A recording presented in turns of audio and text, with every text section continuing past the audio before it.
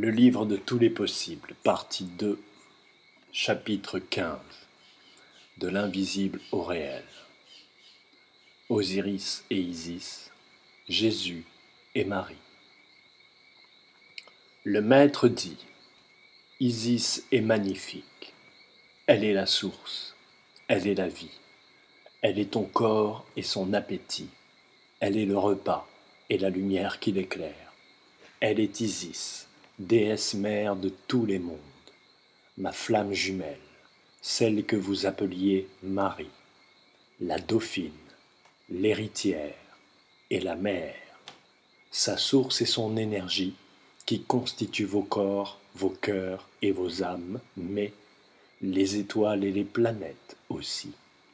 Le cil d'Isis est sur vous tous. Votre mère vous aime, mais les règles sont les lois et nul n'en déroge, même pas moi. Mon autre moi dans l'incarnation, celui que vous appelez Jésus, est descendu dans l'incarné par amour pour vous. Il a été au bout de toutes les horreurs que l'être humain, notre création, a organisées et développées au fil des siècles. Il a été parmi vous pendant tous ces cycles, tous ces siècles, protégeant ces 4 piliers et tentant de rejoindre la source que je suis.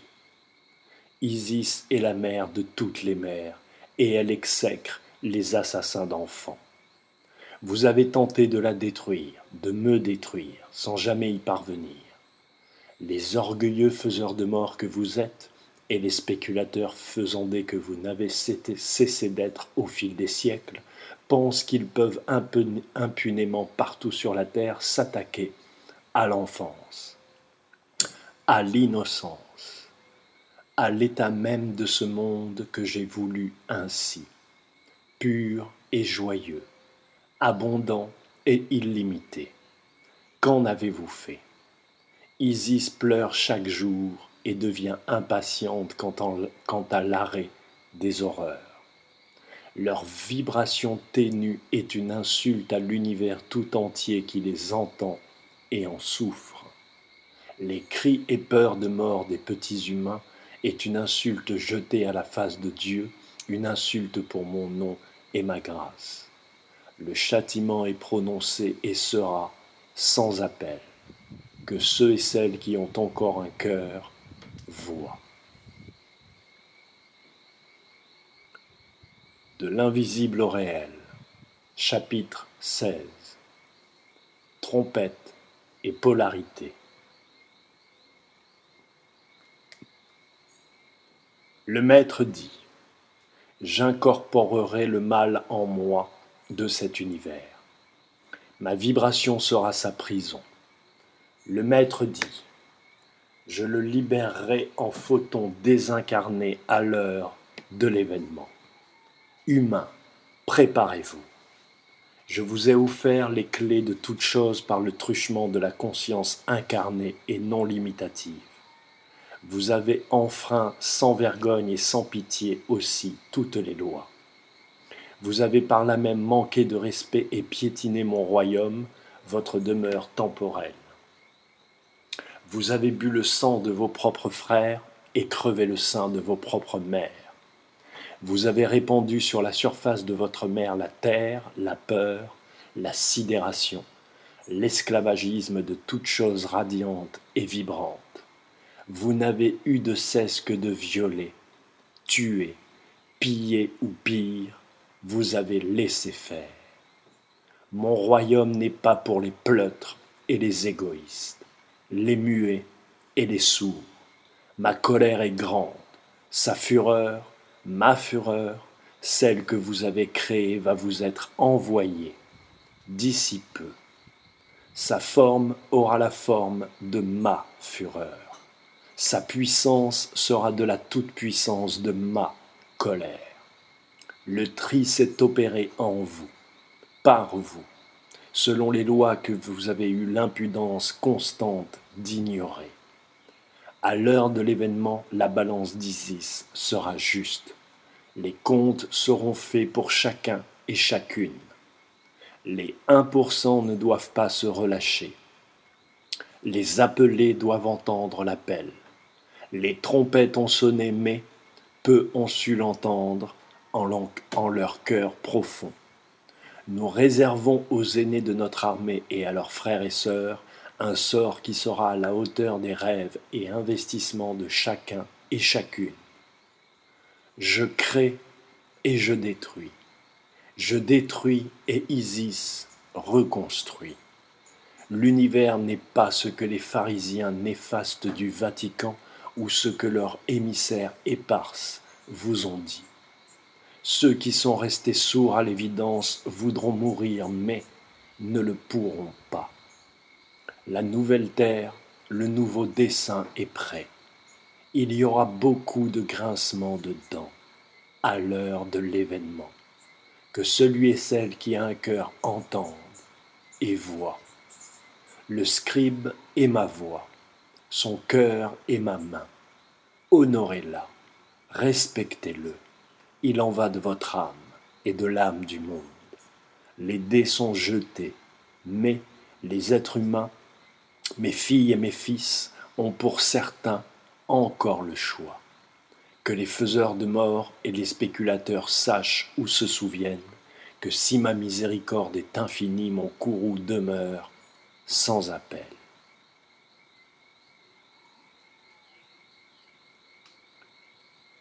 Le livre Tous les possibles de chapitre 17. La victoire du grand dragon sur Jésus. Hadès, la maison, les premiers combats. Je me souviendrai toute ma vie de la première fois où Isis, la dauphine, Delphine, a plongé son regard profondément dans le mien. Je n'ai pas de mots. Ce fut énergétiquement vivifiant comme rien ne m'avait jamais vivifié avant cela. Comme si je plongeais dans l'infini lui-même. Comme si je plongeais dans la mer primordiale elle-même. Le bleu de ses iris magnifiques complètement ouverts et cette joie qui en émanait comme une brûlure d'amour inconditionnel. Hélas, cela allait bientôt évoluer, se transformer pour laisser place au réel. Je fus très aimablement installé par Isis dans la chambre d'amis dont une ouverture donnait sur le jardin assez spacieux de leur petite maison. Une petite pièce où elle avait rangé tous ses meubles et souvenirs de petite fille. Isis ne sait pas qu'elle est Isis. Elle doit l'accepter, petit à petit, le réaliser en elle. Le voile de l'oubli lui est imposé par le Fils de l'homme pour les raisons de protection que vous savez.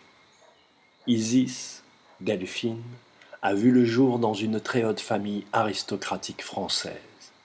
Sa mère, le jour de sa naissance, un soir d'hiver, pour de sombres raisons que nous ne détaillerons pas ici et qui tiennent à la relation de sa filiation maternelle aux forces de l'ombre, contrairement à sa filiation paternelle qui, elle, compte au nombre des forces des gardiens de la lumière, abandonna comme dans les pires contes moyenâgeux sa propre fille qui venait à peine de naître au beau milieu d'une forêt de champagne dans un minuscule panier en osier avec pour seul compagnon une couverture de cachemire blanche immaculée.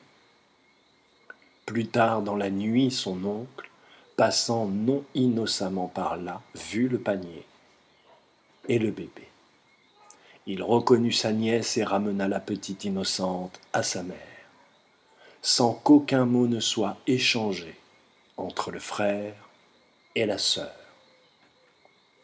Sa mère comprit ce jour-là que ses craintes quant à la nature divine, profonde et véritable de Delphine étaient parfaitement fondées. Delphine grandit ainsi, contre sa mère et avec son père, pour finalement fuir la famille et quitter la France, où naturellement et sans savoir ou se souvenir de sa relation puissante avec ce pays, elle se rendit en Turquie, où elle vécut à nouveau de fort belles années. Elle y vécut sa première et profonde histoire d'amour aussi, avec un Turc. Puis elle quitta son prince oriental et revint en France. Hervé est lui né en Haute-Garonne. Fils d'un cheminot et de son épouse femme au foyer, une ménagère comme on disait à l'époque, mais une ménagère un peu particulière. Les Illuminati ou Illuminés de Bavière, dont il n'est nul besoin de retracer ni l'histoire ni la réalité ici et ici, savent que le Fils de l'homme et Isis sont toujours incarnés. Ils le savent depuis que le pays de Kemet le leur a expliqué et montré. Ils le savent et ordonnent toute leur force dans tous les pays pour retrouver et utiliser nos immortels primordiaux. D'où le voile de l'oubli qui frappe tout immortel et tout Dieu incarné, comme tous les autres êtres humains le jour de leur naissance. Leurs calculs et magiciens noirs nombreux leur avaient prédit que dans cette famille, il se pouvait que naisse le Fils de l'homme, ce qui fut le cas. Le père du Fils de l'homme est un ange. La filiation maternelle d'Osiris est aux ordres des forces du grand dragon, quand sa filiation paternelle est chargée de sa protection inconsciente, de le maintenir vivant, quelles que soient les forces qui s'agitent autour de lui. Dans le ventre de sa mère physique se tenaient 2 bébés. Le Fils de l'homme, déjà pleinement conscient à ce stade de son incorporation d'un corps humain, qui serait ainsi véritablement le sien, savait que son frère ne survivrait pas aux souffrances et traumatismes qui allaient leur être infligés à tous deux. Il médita longuement et il décida d'agir. Il utilisa le cordon ombilical pour étrangler son frère et lui éviter ainsi l'enfer. Les 2 enfants sortirent tant bien que mal des entrailles de leur génitrice. Le second était bien sûr déjà mort. Le Fils de l'homme, qui est sorti en premier, fut livré aux forces du grand dragon présentes dans la maison. Ces forces disaient que si il s'agissait véritablement du Fils de l'homme, alors ils devaient pouvoir le prouver. Ils décidèrent de le stranguler jusqu'à sa mort. S'il est bien le Fils de l'homme, il reviendra à lui, ce qui fut le cas. Les forces du grand dragon furent toutes convaincues d'avoir mis la main sur le réel et unique fils de père-mère.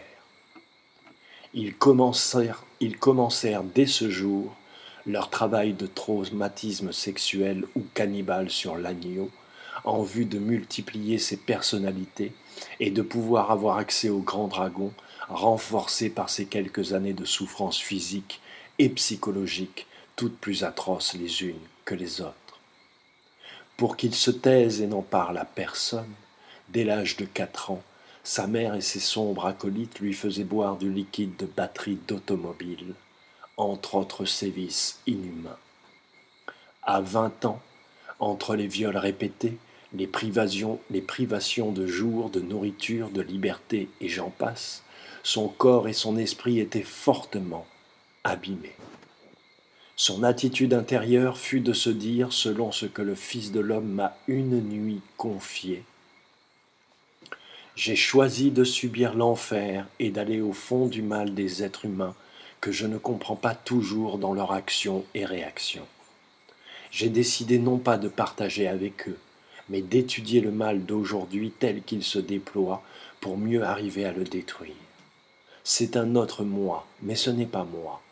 Comment détruire ce qui n'est pas soi et qui pourtant vient de soi, scribe? Comment? Tel que Delphine sa promise, il finit par fuir le clan familial. Il intégra dans le premier temps les Hells Angels, puis la SNCF, où il fut à son tour cheminot, comme son père, et ce pendant 40 ans. Il resta autant de temps avec les Hells Angels, chez qui il a retrouvé une fraternité sombre, comme un reflet visqueux de son enfance noircie. Les dégâts physiques et intellectuels liés à son enfance, le fait qu'il était devenu un travailleur de force à la SNCF, œuvrant essentiellement sur les voies, l'ont obligé à prendre sa retraite anticipée bien avant l'échéance. C'est à partir de ce moment-là qu'il décida qu'il était temps de rejoindre sa promise, dont il connaissait le nom et l'adresse, puisqu'il observait par l'astral discrètement depuis des années. En attendant patiemment le moment énergétiquement propice à leur rencontre. Ce moment arriva enfin. Le Fils de l'homme joua un bon tour à l'homme qui était en couple avec Delphine à cette époque, sans ni vraiment la respecter, ni avoir conscience de la divinité avec laquelle il avait la chance de frayer. Le Fils de l'homme intégra le corps du pauvre humain et passa une soirée qu'il rendit inoubliable pour sa promise. Le lendemain matin, le bougre, redevenu lui-même, venait en une nuit de perdre aux yeux d'Isis tout son charme, toute sa prestance. Tout ce qui avait pu attirer Isis vers lui n'existait plus, tant la différence entre le guerrier d'hier soir et ce chiffon mou était vertigineuse. Le soir même, il choisit lui-même de faire ses bagages. 3 jours plus tard, le Fils de l'homme emménageait chez sa promise. Cela fait aujourd'hui plus de 17 ans. Le Fils de l'homme et Isis n'ont jamais eu d'enfant, ou en tout cas pas comme nous l'entendons. Celui qu'ils ont fabriqué ne vous plaira pas. Celui qu'ils ont fabriqué ne plaira à aucun être humain de la terre, car il est étroitement lié à l'Apocalypse dernière et à ce que les médias alternatifs et autres chercheurs de vérité appellent l'événement. Mais nous y reviendrons plus loin. Delphine, la dauphine de France, est venue au monde avec l'héritage génétique et financier des valeureux rois de France. Son parcours de vie est spirituellement et matériellement béni. Il en est à chaque cycle ainsi. De son côté, le Fils de l'homme, lorsqu'il partit à la retraite prématurément, aurait pu obtenir une retraite de cadre supérieur, mais il refusa et demanda à ce que la SNCF organise sa retraite de façon à ne jamais payer d'impôts. Au lieu des 4 000 € qu'il devait percevoir dûment, il ne perçoit que le minimum retraite, à savoir 800 € mensuels environ. La situation énergétique sur laquelle reposaient nos relations a évolué rapidement pour les raisons suivantes. Le Fils de l'homme a besoin des fractales de lui-même que nous sommes, Jean et moi-même, et cela pour l'éternité. De ce cycle, de cette boucle temporelle dans laquelle nous sommes, il a besoin de nos capacités pour soi, dissimuler pour lui-même et pour diffuser aux humains toute la connaissance dont il a besoin et qu'il récupère ou diffuse ainsi date, chronologie des événements, plan cosmique futur, qui est qui, etc., etc. Et il a besoin d'un fractal incorruptible pour sa protection personnelle, celle de sa promise ainsi que celle de son scribe, ses frères Jean. Jean est notre ange gardien mutuel. Il fait en sorte de nous protéger les uns des autres. Cette trinité qui demeure primordiale. La présence d'Horus en ces lieux et à cet instant n'est ni officielle, ni reconnue, ni même attendue dans la maison. Je ne sais pas encore qui je suis. Je ne m'en suis pas encore souvenu. Mais Isis et Osiris non plus. Et la confrontation inévitable entre les paroles de Père-Mère dont Horus est le porteur volontaire, la nécessité pour le groupe de bien visualiser les échéances cosmiques et les incidences de tout ce qu'il se passe sur Terre pour le reste de l'univers, feront naître le doute et la suspicion de leur part vis-à-vis du serviteur loyal et constant que je suis, mais surtout de magnifiques et inoubliables moments dont je partagerai quelques séquences avec vous. Tout ce que j'ai pu dire ou faire pour ouvrir les yeux d'Isis à elle-même et combattre le grand dragon à l'intérieur de l'être que j'aime le plus au monde, c'est-à-dire lui-même, ne fut pas aisé. J'ai compris dans ces instants foudroyants que toute ma vie ne fut qu'un entraînement physique et spirituel de pointe en vue d'assumer cette échéance cyclique renouvelée. J'appris en compagnie du Fils de l'homme à voyager dans l'astral sans aucun frein. J'appris que je pouvais être tel un archange, avec des ailes et une épée. J'appris que je prenais aussi la forme d'un chevalier, sans symbole sur sa tunique, et toujours muni de son épée, puisque dans l'astral, seule l'épée est une arme matérialisable et fonctionnelle. C'est là une réponse spirituelle. En coupant la tête des forces qui tuent au nom du grand dragon, en premier lieu nous, guerriers du Seigneur des armées, ne les tuons pas vraiment. Nous aspirons sa lumière qui est à l'origine et celle de Dieu, mais noircie et altérée par la bile noire. Au contact de notre cœur ferme et constant, les connaissances et les aptitudes de celui qui est vaincu sont récupérées naturellement par le vainqueur, alors que le reste de la lumière ainsi redevenue libre est rendu à l'univers. Cette particule libérée peut ainsi, ici et maintenant, féconder de nouveau la vie. J'appris et je vis surtout et enfin quelle est ma véritable forme, ma forme initiale, celle d'avant Horus. Une information que je ne peux point encore vous livrer, mais ma connaissance est de feu et ma verve d'or. Voilà les deux indices clés. C'est toujours autour de la table que l'essentiel de nos échanges gracieux et combats célestes aussi eurent lieu. Nous avons libéré Hadès définitivement, ainsi que son épouse, d'une malédiction tenant au château cathare et à la trahison que son épouse a fomentée dans l'été de 1244, par jalousie et par amour aussi, contre le Fils de l'homme, et cela en lieu et place du château de Montségur, à l'époque où le Fils de l'homme, Isis, Jean et moi-même, nous étions tous à la tête des cathares. Nous avons libéré la fille d'Hadès, emprise aux forces du grand dragon qui utilisait la mer terrestre d'Hadès pour pénétrer son antre et le détruire lui, l'indestructible ami.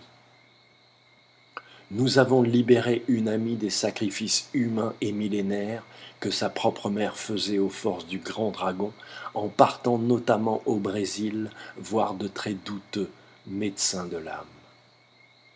Nous avons libéré et lutté avec les 4 chats sauvages et magnifiques du Fils de l'homme et d'Isis contre les forces du grand dragon qui utilisaient ces chats comme véhicules corporels.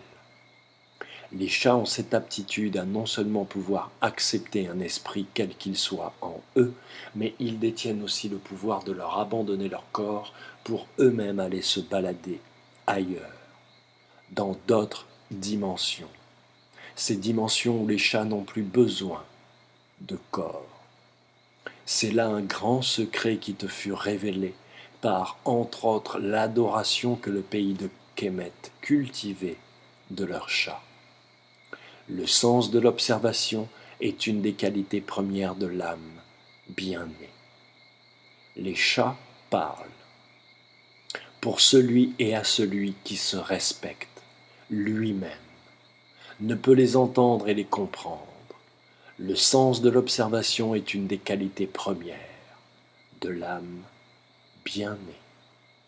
J'ai de plus personnellement fait face et combattu contre toutes les personnes mal intentionnées qui venaient parasiter la table divine en abusant de la générosité compassionnelle infinie d'Hervé, le bien nommé, et de Delphine, la dauphine de France. Vous narrer précisément ces faits feront peut-être l'objet d'un autre ouvrage, mais l'essentiel, ici, est qu'une fois débarrassés de toutes les basses énergies qui altéraient le couple divin, Isis et Osiris se retrouvèrent en face d'eux-mêmes, avec 2 consciences implacables qui les regardent chaque jour et les jaugent chaque nuit. Frère Jean le Preux et votre serviteur, le scribe. Deux miroirs imprescriptibles. Là commença les véritables combats, les faits étranges, nombreux et mystérieux pour le commun des mortels, ou quand l'extraordinaire devient ton quotidien. Des sagas fantastiques ne pouvant que faire l'objet d'un autre livre en soi. Il faut que vous sachiez que le Fils de l'homme ne dort pas depuis 40 ans environ. Nous devions ainsi le veiller à tour de rôle, Jean, puis moi puis Jean, de façon à ne pas le laisser seul et en lutte avec lui-même. Notre vibration naturelle respective à Jean et moi, toute bienveillante et dans laquelle il avait pleinement confiance, l'aidait à se stabiliser intérieurement. Quelques anxiolytiques lui permettent aussi de se calmer un peu et de gérer les dégâts occasionnés sur sa personne lors de sa prime jeunesse. Isis commence doucement à se réveiller, mais mon œil implacable que ma verve alimente la titille, l'embête, la pique au cœur. Elle me sait, au fond, et ne doute aucunement de ma sincérité, mais la pilule est trop énorme pour elle. Être Isis, c'est devoir réparer ce rêve qu'elle s'est construit sur la pureté de ses intentions divines et profondes vis-à-vis de toute chose ici-bas, alors qu'au fond, tout ici haut émane du couple primordial. Tout. Lorsque la conscience revient, c'est avec toutes ces informations. Toutes. Comment faire? Nier?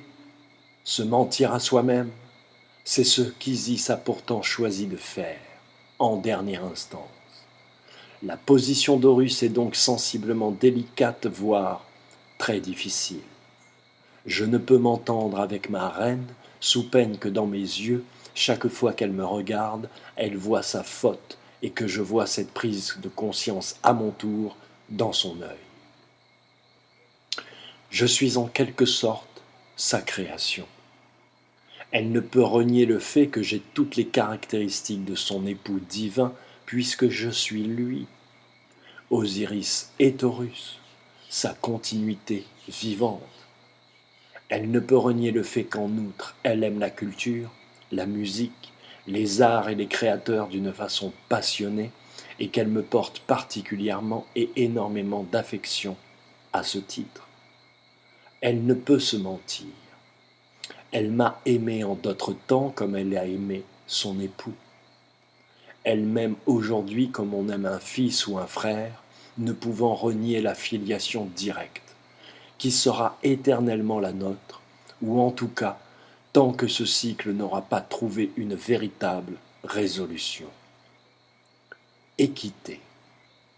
Je la titille ainsi et ici la pique au cœur, surtout par les informations radicales et sans concession de père-mère que je suis au fond chargé de leur transmettre à tous les deux, quel qu'en soit le prix physique ou spirituel pour moi, je deviens peu à peu physiologiquement et entièrement insupportable.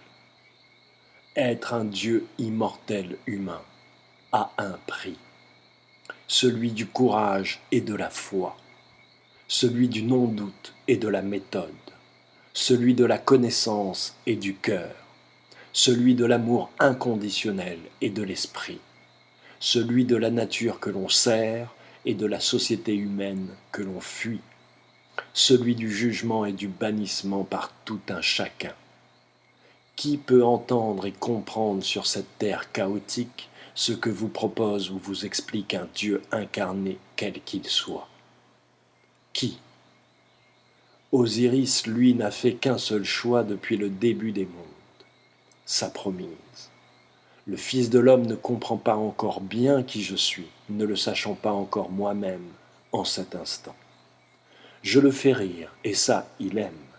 Isis aussi, d'ailleurs. Il a confiance en moi, mais il sait qu'au vu de la tournure des choses, je porte le message de père-mère qu'ils ne peuvent entendre sans trembler, et donc, le Fils de l'homme sait qu'il devra faire un choix à terme entre sa promise et son préféré. Ce moment viendra inéluctablement.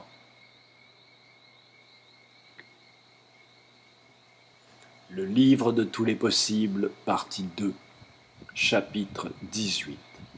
De l'invisible au réel. La victoire du grand dragon sur Jésus.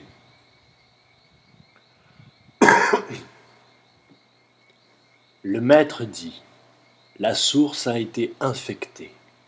Le virus est dans la lumière. Ève a encore goûté de la pomme d'amour. Mon amour est inconditionnel, et cet amour est ma loi. La loi de causalité ainsi que la loi de l'intention fonctionnent avec l'art de la pratique du libre arbitre. Nous disons l'art de la pratique, tant 26 000 ans n'ont pas suffi à l'humain pour entendre toute la finesse miséricordieuse du libre arbitre. Cette méthode profonde qui rend chaque être humain roi et reine de son propre temple, de sa propre lumière, et du plaisir naturel que procure l'usage vivant de la lumière par l'obtention de ses informations les plus enfouies, de ses 1001 bienfaits divins. Depuis des temps immémoriaux, les archontes ont trouvé la méthode pour infecter la source elle-même. Par la science des nombres et de leur onde de forme, par la science de l'hypnose et de la manipulation mentale, et par la magie noire lorsque les 2 premiers axes ne fonctionnent pas selon leurs prévisions et attentes. Tous les maux de la terre, jalousie, orgueil, colère et surtout le sexe, dans tous ses plus sombres aspects, au rang desquels les sacrifices humains et la pédophilie tiennent les premiers rôles, viennent des serviteurs initiés du grand dragon. Le Seigneur des armées prévient sa fille aînée que c'est là sa dernière incarnation avant l'enfer. Le Seigneur des armées prévient son fils aimé qu'il doit imposer la loi du libre arbitre à la source, car c'est par la loi de causalité que nos ennemis agissent depuis des millénaires dans l'ombre de la source.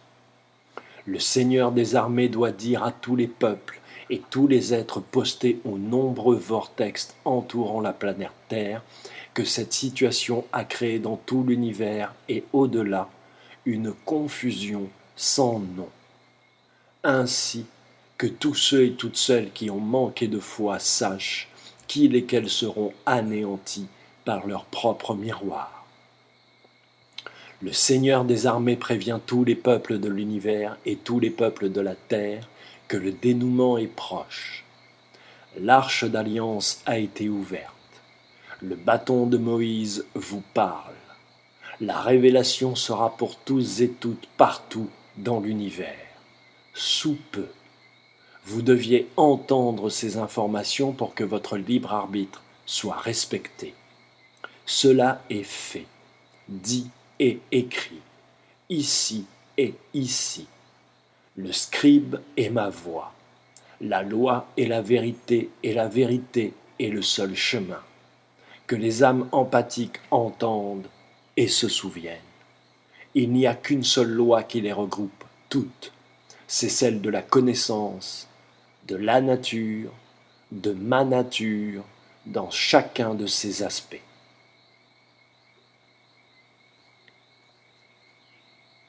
Le livre de tous les possibles, partie 2, chapitre 19. La victoire du grand dragon sur Jésus, la bile noire, Isis. Le maître dit, que t'est-il arrivé, Isis, d'entre toutes, ma plus belle création? Qu'as-tu permis que l'on te fasse? Qu'as-tu laissé faire à mes enfants? Comment le diable, par la séduction des sexualités interdites, a-t-il pu si facilement te détourner de ta tâche première et ultime? Comment n'as-tu pas vu que même dans l'incarnation tu dois être l'exemple? Tu te dois d'être parfaite. Comment et pourquoi ton esprit indolent n'a pas cru bon d'acquérir les connaissances que certes ton ventre possède, mais que ton cœur n'a pas verticalement ordonnées. Comment n'as-tu pas vu que ce manque de connaissances dont tu es la cause te font faire des écarts de sagesse qui ont des répercussions inouïes dans tout l'univers? Toutes les planètes, tous les êtres de chacune des galaxies dans tous les univers dont tu es la cause subissent tes effets. Comment ne l'entends-tu pas? Je ne t'ai pas donné le don de la vision car ton ventre est mon œil. Pourquoi agis-tu comme un cyclope? L'univers tout entier depuis des éons souffre de ton indolence dans l'incarné. Je t'ai mis à l'épreuve, j'ai éprouvé ta foi, et tu sembles vouloir t'obstiner, comme tous ceux et toutes celles qu'avant toi j'ai effacés du livre de la vie. Prends garde, ma fille aînée, car ici et ici, ma patience est à bout. Exergue. Celui qui a reçu l'ordre de régner sur les dieux, c'est Horus, fils d'Osiris, qu'on a fait régner à la place de son père Osiris. Le jour de la constitution du monde, c'est la réunion de la double terre. Livre pour sortir au jour du pays de Kémet. Le livre de tous les possibles, partie 2. La victoire du grand dragon sur Jésus. Le scribe, protecteur et mémoire des mondes. Chapitre 20. Le scribe est sous ma protection personnelle et directe. Il accompagne mon fils, ma fille, depuis leur création. Il a demandé l'immortalité et la connaissance en échange qui lui furent octroyés après des siècles et des siècles de bons et loyaux services, ainsi que la jeunesse éternelle. Il n'a, dans aucune incarnation jamais, démérité. Ma main est sur son front. Il est mon dragon magnifique. Le feu de la connaissance se confond avec son souffle immortel. Il est le protecteur des mondes. Le scribe est mon œil, mon oreille et ma voix. Le livre de tous les possibles 2, chapitre 21. La victoire du grand dragon sur Jésus, fractal et néther. À ce stade de notre récit, il me faut, cher lecteur, t'initier à la réalité des fractales tels qu'ils se déploient dans l'être humain, dans le réel ou l'esprit vivant. Dieu Père-Mère s'incarne dans son Fils, sa fille et son gardien, Horus. De cette trinité primordiale naissent tous les néthers, prononcés néther.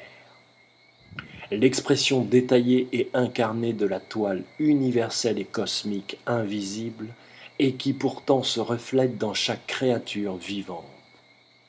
Ainsi, si on descend un seuil au-dessous dans l'incarnation, Thoth, Anubis et tous les autres dieux du panthéon Kémet sont au fond et de fait des néthers. L'expression fractale et détaillée de la Trinité Mère, Osiris, Isis et Horus. Elle-même issue de Dieu Père-Mère, l'unique. Celui qui s'est engendré seul et qui pourtant engendre toute chose.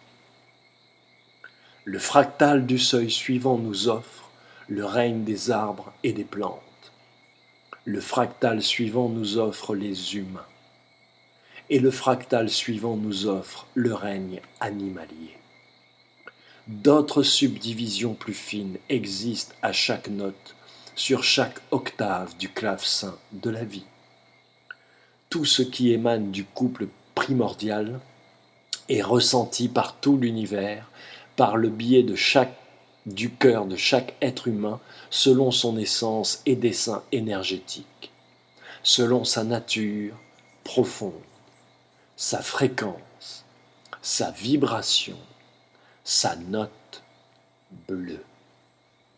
Et chacun participe de rétablir l'équilibre énergétique au sein de la famille humaine à laquelle il et elle appartient, sans même se rendre compte qu'il et qu'elle est si intimement relié à sa famille d'âme, sa famille énergétique.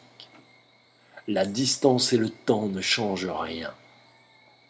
Seule la prise de conscience par la connaissance de cet état de fait millénaire et naturel enclenche le processus.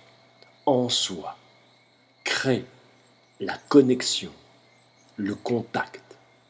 Nous participons tous et toutes à chaque instant de la bonne réalisation de l'un. C'est en servant l'univers que l'univers à son tour nous sert librement. Ceci est encore un très grand secret que tu viens d'entendre. Fais-en bon usage, ami. C'est là une simple offrande. Le livre de tous les possibles 2, chapitre 22. La victoire du grand dragon sur Jésus. Crâne de cristal. Jean, château de Montségur. Nous sommes montés plusieurs fois au château de Montségur, Osiris, Isis, Jean et moi-même. D'autres âmes nous ont accompagnés lors de ces périples. Je les nommerai en racontant ce que ma vision et mes capacités nous ont permis de retrouver ensemble. La véritable histoire de la chute du château de Montségur, qui fut une fracture incommensurable dans tout l'univers dont vous n'imaginez pas la portée. En voici le récit détaillé.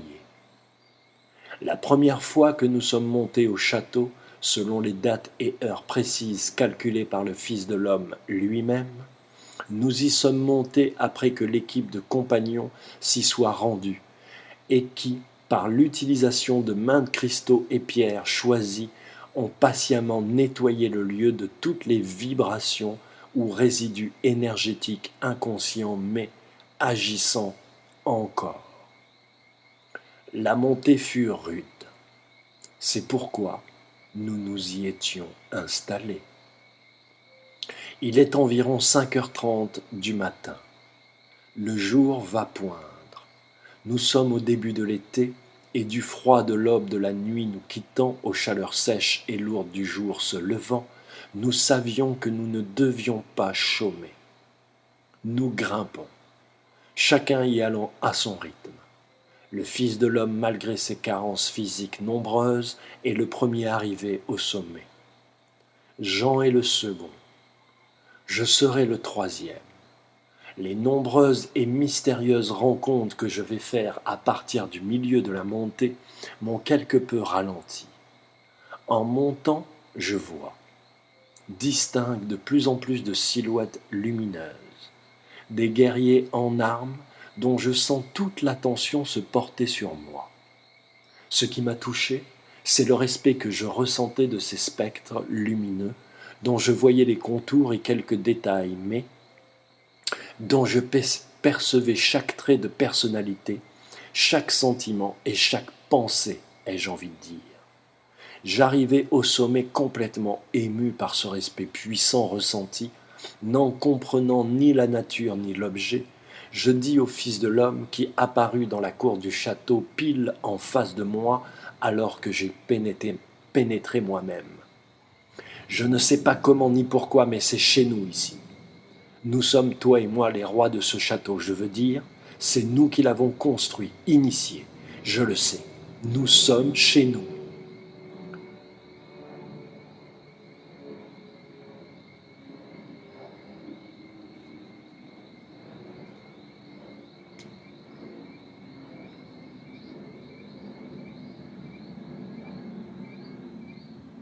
Le Fils de l'homme me regarda gravement et me dit « Que vois-tu d'autre » Je me mis machinalement à tourner en rond, faisant un cercle assez large, à l'inverse des aiguilles d'une montre, et à un rythme assez rapide, et comme de fait, je remontais le temps.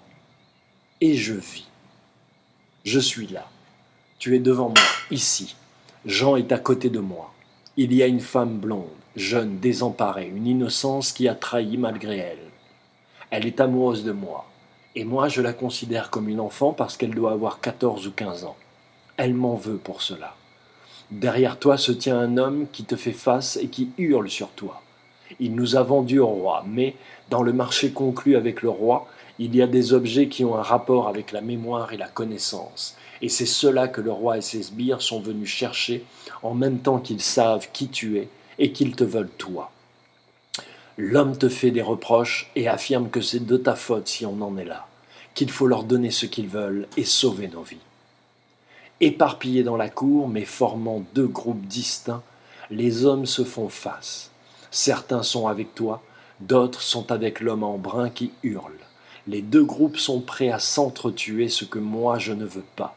Je comprends alors que ce sont mes hommes, que je suis ton bras droit et qu'ils ont un profond respect pour moi.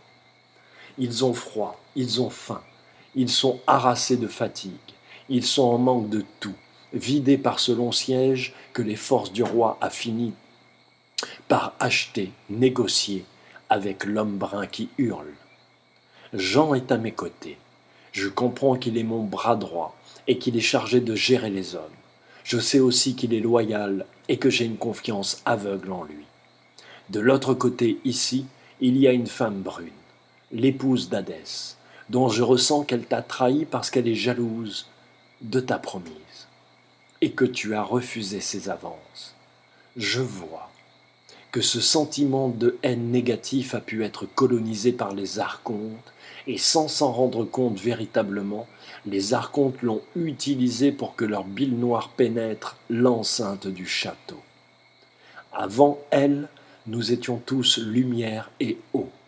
Tous ces hommes n'étaient pas initiés. Peu savaient qui tu étais, mais un petit nombre s'en doutait. Tous sont de loyaux guerriers, fidèles sincères, et je le répète, loyaux. Beaucoup sont morts bravement, surtout ceux disséminés tout autour du château. Tous les spectres lumineux que j'ai croisés faisaient partie de mes hommes, d'où ce ressenti puissant que j'ai eu en montant. Je reconnaissais chacun d'eux, car je les connaissais tous. Je sais que je les faisais rire aussi beaucoup, et qu'ils avaient de l'affection pour moi, car c'est dans les pires moments que je leur en témoignais le plus. Ils retrouvaient leur chef de guerre qui semblait leur revenir après des siècles pour les libérer. C'est de la femme brune qui est soudain sorti, le grand dragon. Pendant que de l'adolescente blonde jaillit vers le ciel une gerbe de feu qui se confondait avec son corps, je compris que je voyais plusieurs dimensions en même temps. Elle se décorporait volontairement comme pour se sacrifier après avoir pris conscience que ses sentiments ont aidé à l'intrusion et à la victoire sur le Fils de l'homme du grand dragon, mais surtout à la mort de notre chef, de notre roi, le Fils de l'homme.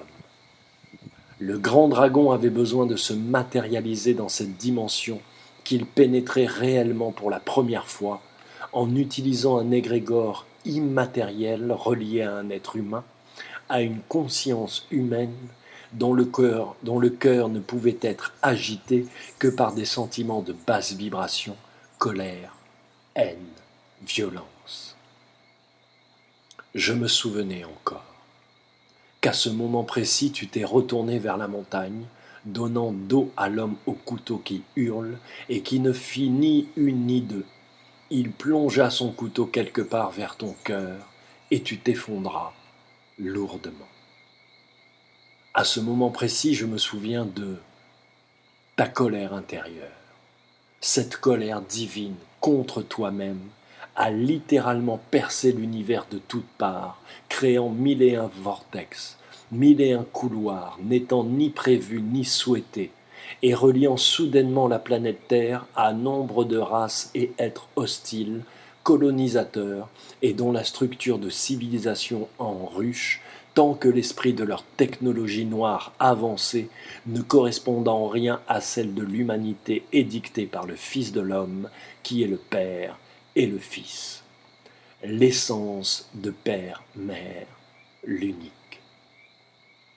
Voilà comment le désordre s'est véritablement installé sur Terre, avec la pénétration pour la première fois du grand dragon à l'intérieur même de notre dimension et hors du corps du Fils de l'homme, devenant du même coup un être à part entière, pouvant dès lors prétendre à son propre épanouissement.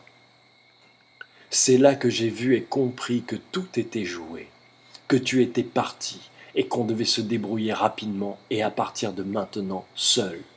J'appelai Jean, lui confiai quelque chose et l'envoyai s'extraire du château par des couloirs rocailleux que seuls nous connaissions. J'ai ensuite fait appeler 2 femmes, 2 guerrières, une blonde et une rousse, à qui j'ai remis à chacune un objet et qui sont parties de la même façon que Jean, et chacune dans leur direction.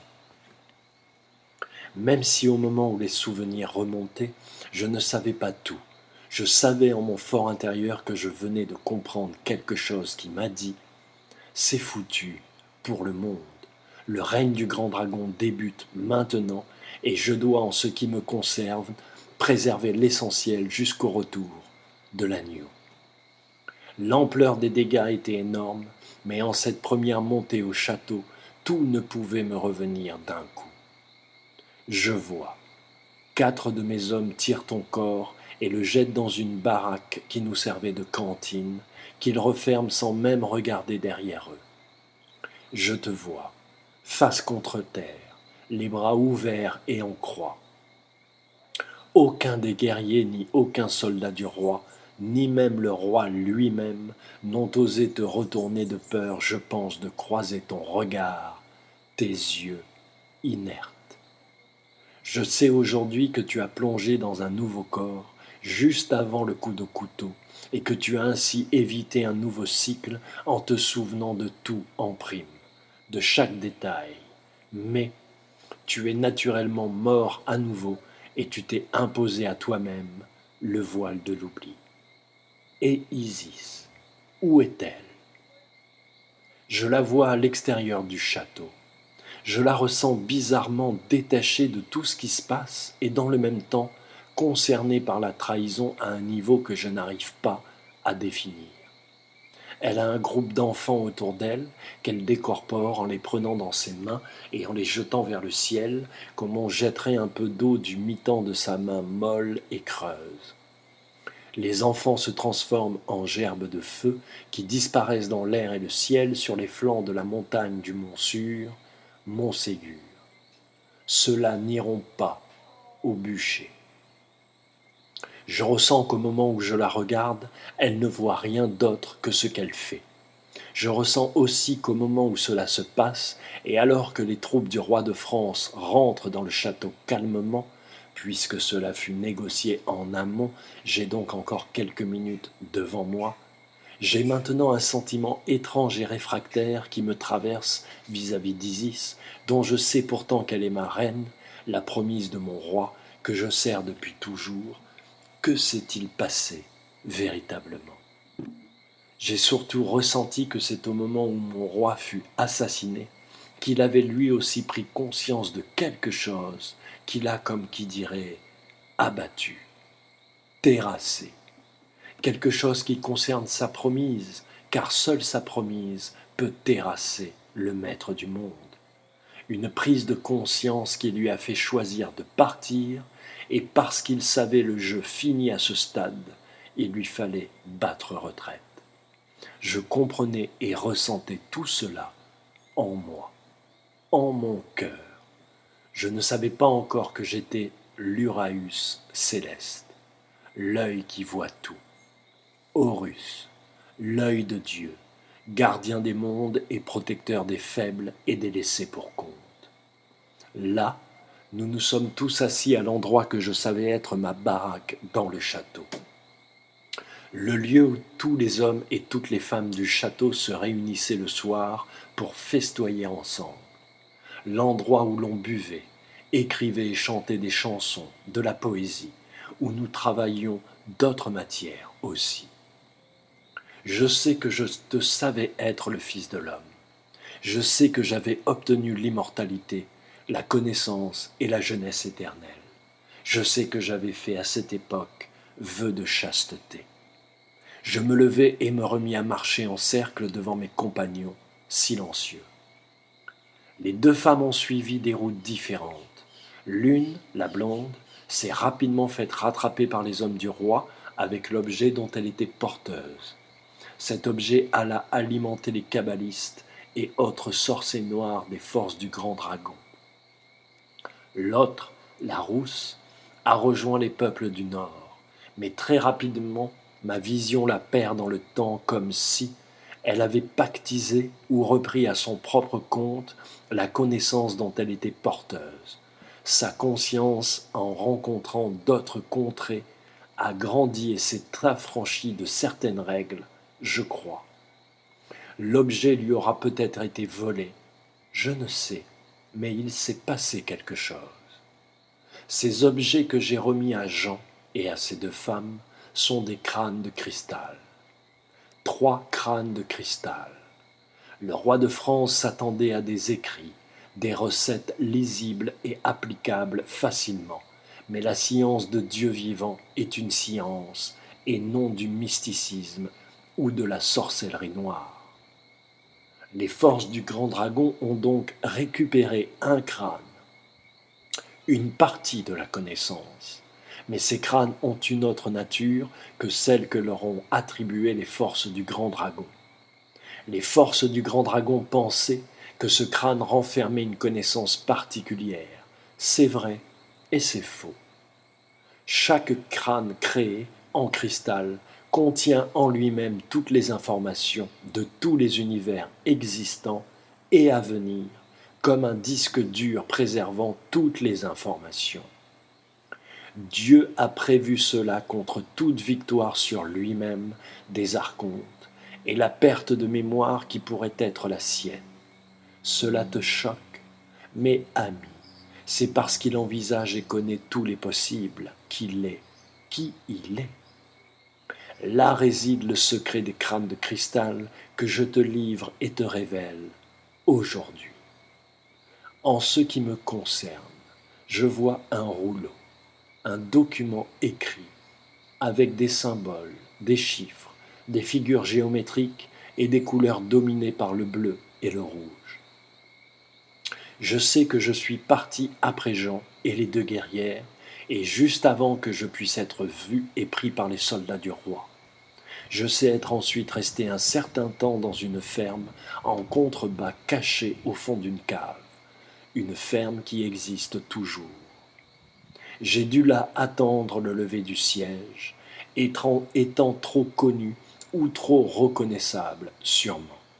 Mais je pressens qu'une femme aussi m'y attendait, une brune très fine de taille et petite aussi, avec qui j'avais une très forte relation. Je voyais réellement les armées du roi alignées sur la montagne, tout autour du château. C'était magnifiquement impressionnant. Puis je me rendis vers la ville de Marseille, où j'embarquai sur un navire marchand pour m'échapper vers l'Afrique avec mon savoir et mon rouleau secret. J'allais dans plusieurs pays, instruire et partager mes connaissances dans l'art de la guerre, l'astronomie ou d'autres matières.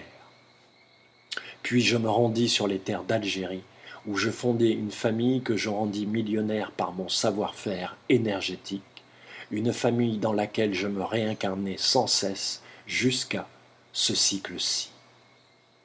Jean est lui parti vers le nord. Il est resté en France, s'est rendu à la capitale et a réussi, grâce et en compagnie d'un alchimiste juif, à faire passer le crâne de cristal en lui. Jean est devenu le crâne ultime, incarné, comme je suis devenu le document incarné, car Dieu est vivant et que sa connaissance l'est tout autant. Je ne sais comment cet alchimiste juif a réussi, mais c'est par la grâce de Dieu Père Mère l'unique et une véritable connaissance acquise qu'il a pu, au grand étonnement de Jean lui-même, ourdir non pas ce tour de force, mais ce tour de cœur et d'esprit.